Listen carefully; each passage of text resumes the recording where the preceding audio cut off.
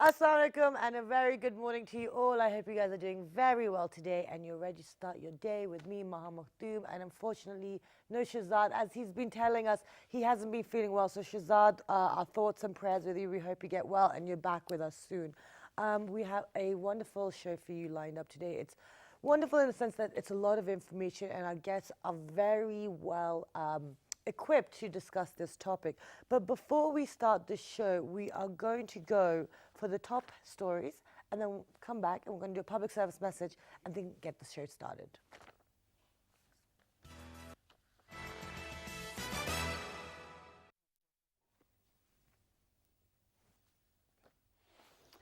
The Cabinet Committee on Energy has approved purchase of additional 100 megawatt electricity from Iran and directed the Ministry of Power to make immediate arrangements to complete the spade work expeditiously.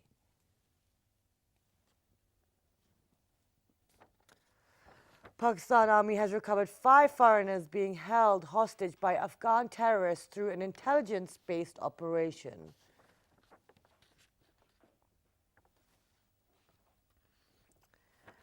Dan Brown, author of best-selling novel The Da Vinci Code, presented his new book, Origin, at the Frankfurt Book Fair.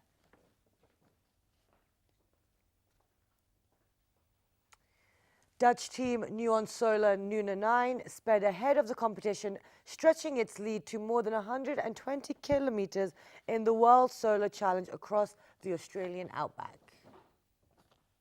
G'day, mates. And then the first one-day international of 5-match series between Pakistan and Sri Lanka will be played today in Dubai. Good luck to the team.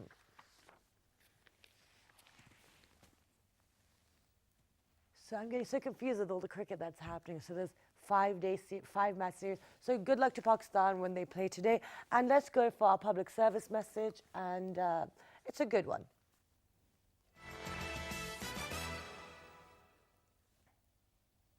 Just building up on what we've started to discuss, before we were giving you road safety messages, we were talking about our attitudes, and we've been talking about our attitudes this week. So it's just based on that and building on that about trying to keep a positive frame of mind and trying to look at things with positivity. It is a lot of effort, but it really does make your day better. And, we've been discussing these things a lot, especially after the show and while we're trying to figure out the topics for the next day. And, and I'm one of those people, and you can ask it, Shazad highlights it, and we all do, is that, there are certain things within society that bug us, but it's about finding the most practical and productive way to address the solution. If we start kicking and screaming and shouting and going into people's faces, they're going to shut down. So it's about more empathy. And really, empathy, I feel, I might be wrong, you guys are more than welcome to write it and talk about it. You don't really truly get understanding and empathy until you walk that path, but we can try and learn, and that will help increase our tolerance. And that will just make our general day-to-day life better and happier, which will then have a knock-on effect. And so, it's a bigger picture of happiness. So that is the public service message, but now we're going to go for a short break, and when you come back, we're going to be discussing a very important topic that everyone should be aware about. Stay tuned.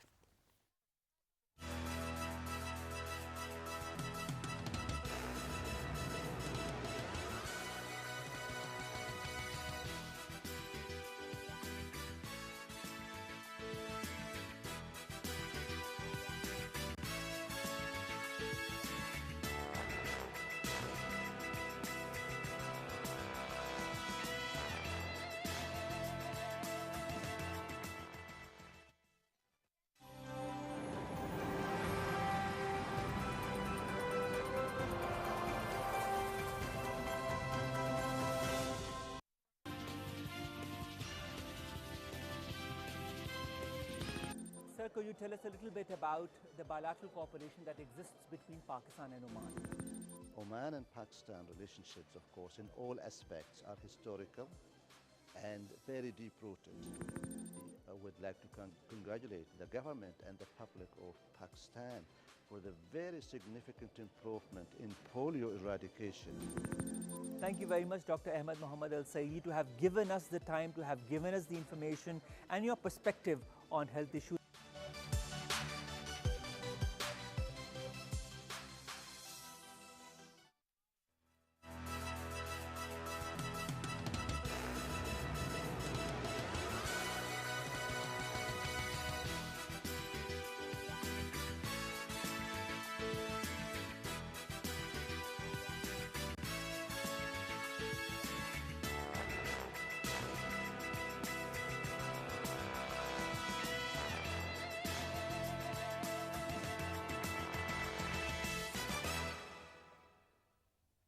Welcome back, everyone. And before the break, we had the top stories, and then we also had a public service message and about the attitudes. Now, leading on from the attitudes, you know, when we have a positive attitude, when we have an attitude which is open and honest with what's happening with ourselves and within society, we're able to then handle the issues we are facing. Now, September 2017 was made the month for a gynecological month. For all the issues that are being faced by females, and this is a universal thing. Now, a lot of people think, oh, it's, you know, women are complaining now. What are they complaining about? It's not about that. It's that there is a segment of society universally which is on the back foot, which is seen as the weaker sex or the weaker gender. Now, as a result, their health, their rights, their education is not taken as seriously as maybe one should. I might be wrong, but these are just our thoughts. So today we're going to be discussing the gynecological issues, focusing on the cancers that females face. We have been joined by some wonderful guests, and we're going to talk about the psychology behind why do we not treat ourselves. And actually, we've got some really good points, and we're going to break it down. The education aspect of it. You know, we use all these buzzwords and keywords, but what do we actually mean? Then the systems, what procedures are in place, what health systems have been adopted by Pakistan. So to discuss all of this, we've been joined by Dr. Nasra Tasneem. She is a senior gynecologist at PIMS. She is a professor and head of unit at the Mother and Childhood Center at the hospital. Assalamu alaikum. Good morning. Good morning. Thank you so much for joining us today. Thank you. Besides Dr. Nasra Tasneem, we've been joined by Dr. Wasim Khwaja. He is a senior physician and the media coordinator at PIMS Hospital. Assalamu alaikum. Good morning. Thank you so much for joining us. So now it's a very important topic. We'll start with you, Dr. Nasra. What are the main gynecological cancers and type of issues females are facing? That's a big question, but let's paint the big picture first. Yeah. When we talk about the gynecological cancers in Pakistan, we are thinking of the ovarian cancer and on the top of the list, followed by the cervical cancer, and then the endometrial cancer, and then the rest of the rarer cancers. So, you know, when we are talking about the larger picture, the problem which we are facing here is the women are coming at a very late stage. Okay. Okay, wait, okay, so that's the problem. Wait. First now, let's break these cancers down. Yeah. So you said at the top of the list is ovarian, then you have cervical, and then you have endometrial, right? Endometrial, yeah, that's the uterine Oh, cancer. You can, in simple okay. words, you can call it. Okay, great, thank you. Let's stick to the simple words. Yeah, let's not get too technical for our... Now, what are the causes and reasons that we are for these cancers? Yeah. So unfortunately, we cannot really label one cause to one cancer. Every cancer has got their different etiology. When we talk about, let's start with the cervical cancer. Cervical cancer is, in 90% of the cases, it is related with HPV infection, human papilloma viral infection. And that is more because of you know, sexual early marriages, multiparity, then, you know, taking some pills for a longer period of time, a very, very long time, and then the multisexual partners. That is one of the major reason for that. 10% it would be contributed by other factors, but it's not that the virus only which is responsible. There are underlying many other factors, immunity suppression, and so many other things. Genetics and everything. And the genetics and all that thing. When we talk about the uterine cancer is a cancer of the old age, and people have not been really able to find out exactly what cause it has, but then there are endometrial cancer or the uterine cancer, you can call it. Yeah, uterine cancer. Uterine, guys, that's another Basically, word. the uterus has got two components.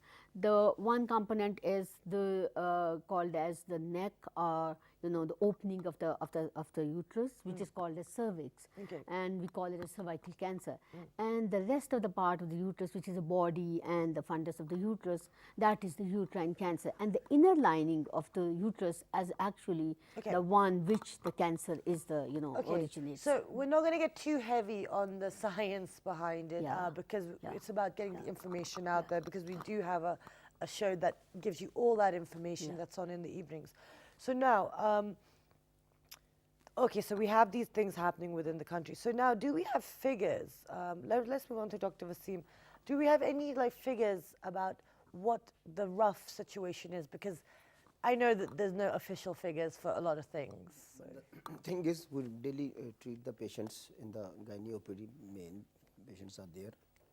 And more than 500 to 700, more than 1,000 patients came to the OPD of the PIMS gynae, and then we go for operation, and any treatment is necessary, whether tablets necessary, whether radiation is necessary, whether surgery is necessary. Then we decide after the progression of the disease, whether it's localized or it's spread or not spread, whatever it is. And then we main our aim is to prevent the disease. Prevent the disease. There are many factors. Okay, Right. so now, so you threw a figure, 500. Now, is that a daily figure? Yes, there are daily figure patients suffering from gynae problems. Gynae Within problems. within In your your, hospital? hospital. Wow, Hospital. that's a big figure. Big figure. Okay, so now, okay, so we've got the problem down. When they realize that this is actually, hold on, because there's so much that we discussed during the briefing. I'm like, I want to make sure we have a nice system and it's a smooth transition. So these are the issues. Yeah. We have, you have hospitals that do offer services that can help with prevention and treatment. Yeah. Now, Dr. Wasim, you threw a figure there about, within your own hospital, PIMS has about 500 footfall regarding gynecological problems. Now, focusing on the cancers, what services are we providing to the people that are coming with presenting these issues? We guide them. We have set a new office, public information center, not only for gynae but whole for all diseases. What is the cause? How you can prevent it? What to do? You don't go to unethical practices. Unethical. They are not doctors, but they said we are doctor. We are treating cancers with medicines like this. We are against that. Excellent. And this public service center also has a number which we're going to be running on our screen at the bottom so that you guys can use it. Here it is. It's 051-926-1170. So if you need any information regarding any health matter, so you can utilize this. And it's about getting these systems and the services they offer. Yes. Okay, so now you're providing this so that they don't go to people who are unethical, who may be doing practices which are going to be financially difficult for the patient. Now, Dr. Nasra, once someone comes to you, because a lot of the times what we've heard, especially when we've done the shows on breast cancer, is that it was preventable. Yeah. They could have done things that could have prevented this, or especially when you go into the next stage, the phases as well. So stage 1, stage 2, etc. So those are preventable in many cases. What's the situation with the gynecological cancers? Some of these cancers, they are actually preventable. And the developed countries have now no more labeled them as cancer. It's a disease, which is a preventable disease. So they have acquired that status. And and that is the cervical cancer, where the cervical cancer is, if you do a proper screening at a regular interval, then you can really prevent these cancers, because these cancers, they give a warning. And there's a pre-cancer stage, which if you pick up in time, even before that, people have gone for the primary prevention, where they give vaccines, and that vaccine prevents almost about 70 to 80% of the cancers. Okay, so, and you're absolutely right, because I was reading a lot about this. There's now, even for HPV, there's now a vaccination, right? Yeah. So I mean, there's a lot of stuff, there's a lot of progress. But it's about the awareness and it's about the education. And as I mentioned in the introduction, we like to throw these, women empowerment, education. It's education. And I'm sorry, I don't want to be negative or knock any work that people are doing, but okay, fine, education, but we see educated people practicing in very uneducated manner. Yeah. Now, education isn't just a degree, it's not just a paper, it's about having common sense. Yeah. What is the psychology behind these patients that you are seeing that are allowing themselves or their loved ones or someone very important to their support network, they're allowing them to ignore the warning signs, not going for the pap smears, once you mentioned after, you'll tell us when as well to have the pap smear as well, but what's the psychology behind this within our country? Yeah, you know, everybody would like to say maybe it's maybe I don't have to undergo any treatment. That is one of the psychology. Second thing, I feel personally that everybody can't go to a tertiary care hospital to get a screening, which are very busy hospital. Tertiary care hospitals are very busy hospitals. So obviously, they can't get the same kind of treatment and the protocol and the care which they expect. As far as the screening is concerned, though we have got a dedicated screening room and we have got the reproductive health services, we have attached these screening programs, but still I think the primary care centers are there, the lady health visitors are there, they are very much intelligent, they can do the screening programs. And in fact, we conducted one of the studies where we with UNFPA and we you know trained these LHVs, lady health visitors, and they proved much beyond our expectation. Excellent. So And we have done shows with that as well, where we've highlighted these lady workers being trained, especially in midwifery and all these things. But Dr. Vaseem, tell us, what you started the media center as well for public information. What's the psychology? Because you clearly felt there was a need. You identified the issues in order to create it. So what were the things that were holding people back? Yes, but because main thing is to tell the patients what is the disease, what is the sign symptoms, how it can be prevented, Right. and then it works. And preventable manners are more acceptable and more authentical. Let's say in this case, we can guide them to have control on blood pressure, diabetes, not be overweight, not take the medicines which have more estrogen, not progesterone, and HIV, AIDS, if they're suffering from, if they immunodeficiency syndrome and like this, the immune system depressed, you guide them how to coordinate. But does your center take into consideration the cultural aspect of the society? So, for example, we know that women tend to be a bit more mild or, embarrassed to come forward or scared to come forward because of the repercussions or the consequences. This is not everywhere, but some people have these issues. But the thing is, the girls and women, they should focus on their health. That is more important. We can say what they should do. We're always telling girls what they should do. It's not about that. What can they do? So when they come to you, how accepting is the environment? How confidential is the environment? How safe do these people feel? When they come to us, we guide them. You have this disease, these are the consequences. And just I was talking in the room that a girl, 25 years age, and she got ovarian tumor, and doctors advised them the operation. And all the members, family members told them, you got the operation, then you don't have a pregnancy, so don't go for that. Right. And when she didn't go for that, and she died. Okay. So, oh gosh, that's terrible. Yes. I think besides that, people, they try to find out other ways how to combat the disease. And Hakim is one of the, very much in. They would go for the homeopathic medicines. They would go for, some religious leader, some Dam Darud, to thinking that, that might change the whole scenario, but it doesn't happen. Okay. So I think again here comes the education that once a doctor tells something, it means something. You have to proceed for it. So, but that's the thing. So a lot of these people, there's another story that this is, I think, a few I've heard now about. The doctor said one thing. They said it's better to go down this path, get your treatment, either have the hysterectomy, is that what it's called? Hysterectomy, yeah. And but they didn't do it, and then they've ended up in a worse situation. Now, despite having these examples around us, everyone has. Why are we still having to have this conversation?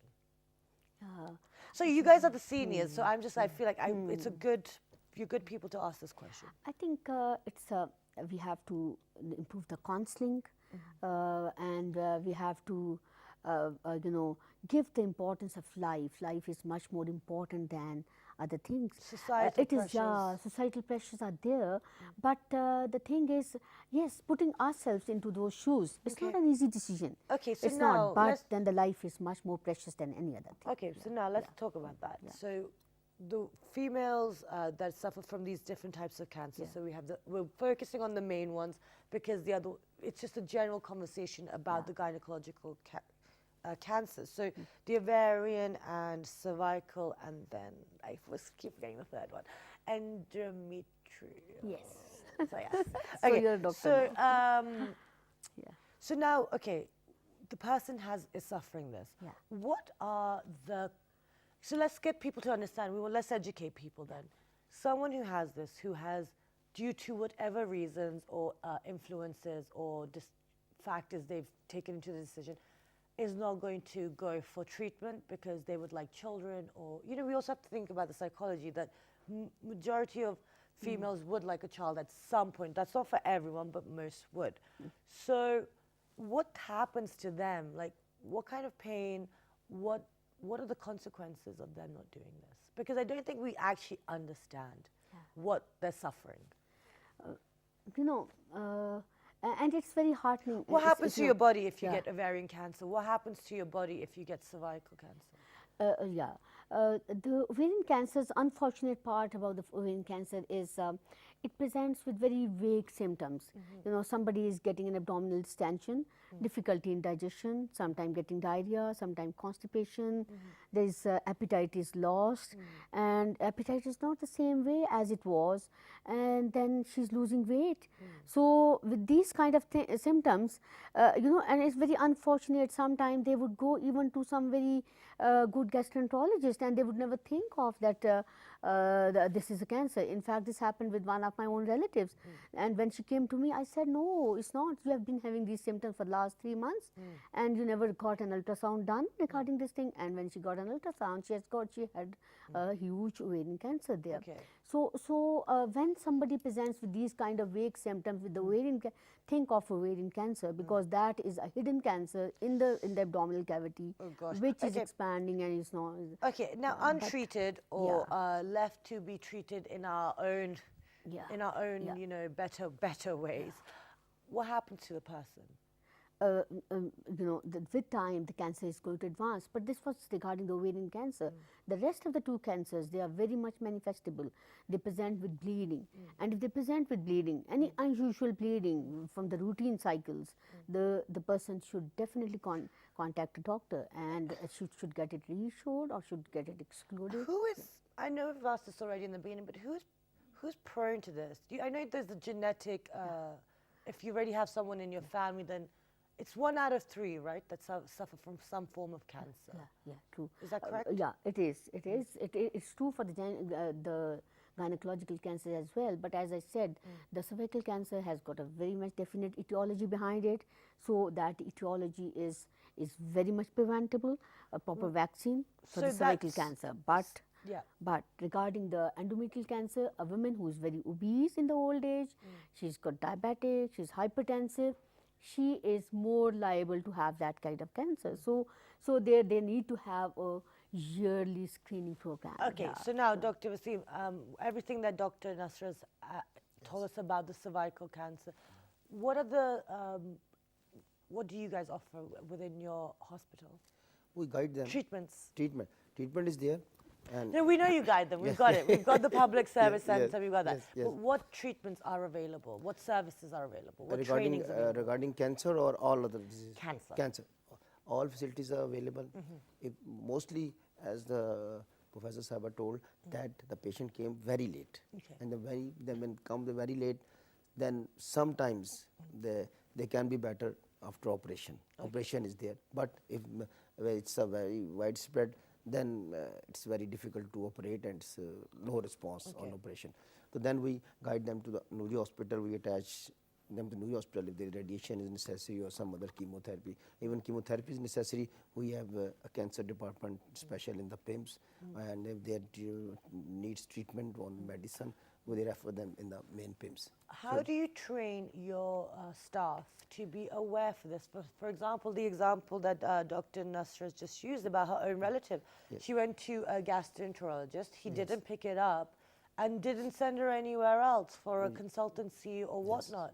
So do we need to now create a, you know, in England you get GPs, general physicians. Do we need those? Yes, What do we need? also plus Professor Nasser has told that there are regional offices, district headquarter hospitals and their LHVs, and they can be trained. And we offer all the departments in the Pakistan, they can send the LHVs, GPs or lay doctors for training. It's a very short time they can be trained, no problem. So that all the diseases will be screened in all over the Pakistan, and then they can be treated very easily when they're detected earlier. Okay, that's great. Now, Dr. Nasser, this is just a question because I was just thinking about PIMS. It's a practicing school, right? People go there, they study, they learn, they see what the case is. How do you feel about the new batch of medical professionals? Do they care? Do they have the humanity and the desire to help their fellow man? Or are we going down that where everything's being kind of monetized and everything's a business and it's about making money? Because there have been practices that when doctors go into certain organizations, like you said, that's why you created that center, so that people have information not to be duped into spending unnecessary money, etc. What do you feel about the new batch of medical professionals? Are they good? I still have a good hope in them. Excellent. Yeah, because I think when they are awake the whole night, saving the women, when they're running for the blood, when the blood is not there, so they are arranging blood like anything. They are donating their own money for when the money is not there.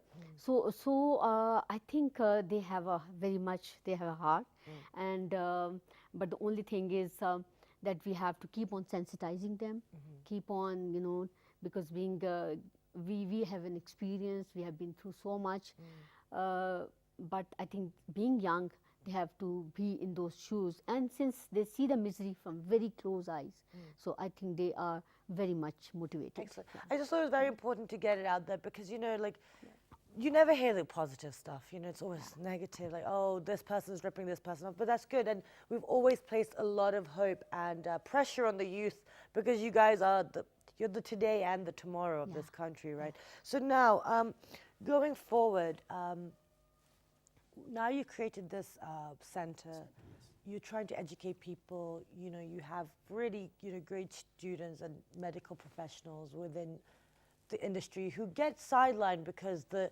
negative angles always hijack everything, right? Yeah. So going forward, what would you like to see happen within the medical institutions regarding, gynae problems, especially cancers for women in Pakistan?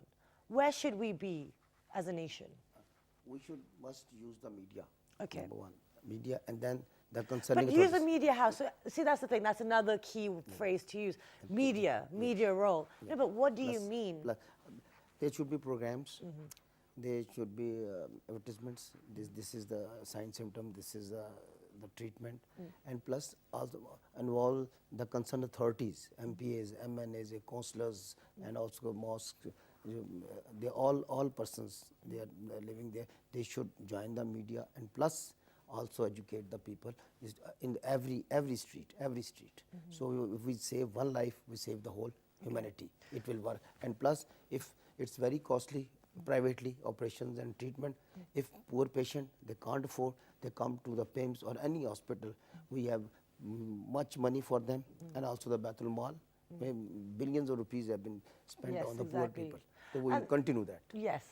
And adding to Dr. Wasim, I think the government has to take up some certain screening programs, like in the developed countries, they have taken it up. So Yeah, post 25, you have to start, I think something like that. You have to have the pap smear. Yeah, and the cheaper option of the pap smear is now there. The visual inspection with acetic acid, just an eye and acetic acid is required. So just apply an acetic acid and look at the changes. So cervical cancer, which is very much preventable, you can prevent hair. Why not? Why not to be able to absolutely. prevent Simple. it? Yeah, it's very simple. The cost is no more there. The people have So, found. and apart from that, what else do you need to see happening within Pakistan regarding this? Secondly, I think we have to empower the women, which is a very long story, and which I think we have come far ahead. We have, we And made as a some woman, I'm sitting here as a doctor, as a professor, because somebody invested on me.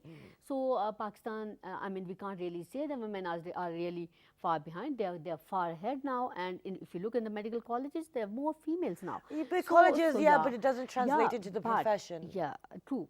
But then I think thinking that as a strength of the country. Absolutely, yeah. Yeah, we have to empower. We are already empowering them, Yeah. but then we have to educate them how to look after themselves. Absolutely, and that you raise a very good point. And actually, we do have a couple of minutes to talk about this, but let's talk about this. The people that are entering the field. So, like you said, I think is around 75% of the medical students are female Yeah. in school. But in the working, when you translate it post-graduation, there's less than 40% working. Now, that's fine. We're not going to go down that route. That's not that discussion today. But how important is it, though? Let's talk to the people to make sure that, fine, yes, it is about settling down. You want to be the best you can be. You want to have the best partner. But how important is it to have females within this field? Yeah. I think our career should not be limited to the doctors, as I said. Sorry, The career should not be only the doctors. We have to expand that. We Okay. have to expand. We have to utilize, as Dr. Wasim already said, that the midwifery career is there, the LHV career is there, the lady health worker, who is a very important component of the Absolutely. system. She has to be utilized. And if somebody is complaining of certain symptoms, she is the one who has to bring a link. She's a link. And she is a very good educator. And I would suggest the programs which we are conducting here, people are now more towards more entertainment programs, and when it's a health education program, people are not really too much. But I think the messages can be given in the form of drama, in the form of other entertainment things. So that way the channel, the media can play a very good role. And how about you, Dr. Wasim? How important is it? Let's get the male perspective to have female doctors, and especially, really entering the field in bigger numbers. They're entering the number is a good thing. They should. It could be better, though. Better It could be better. It's good. It's not bad, but it could be better.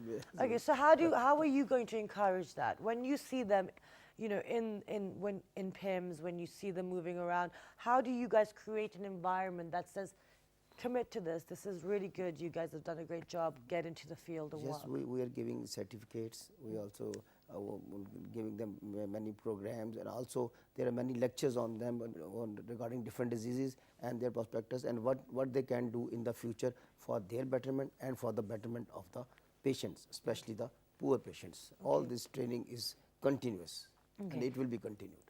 Okay, so now, and we've actually run out of time. So, Dr. Nasra, is there anything that you would like to say to our viewers before we wrap up the show? What would be your final message after all of our discussion today? What's your final message? I think we have to take care of ourselves. If a mother is happy, a mother is healthy, she can take it. And one cancer in the family, you can't really 100% prevent it, but you can go for. Some cancers can be preventable, so go for the screening programs, go for the primary prevention. The young girls, they should get themselves vaccinated. The mothers should get them vaccinated, and they can prevent at least 70% of the cervical cancer. And the second thing I would say, if a cancer is detectable at an early stage, one should definitely go for those screening programs. Hospitals are there, they are ready to offer.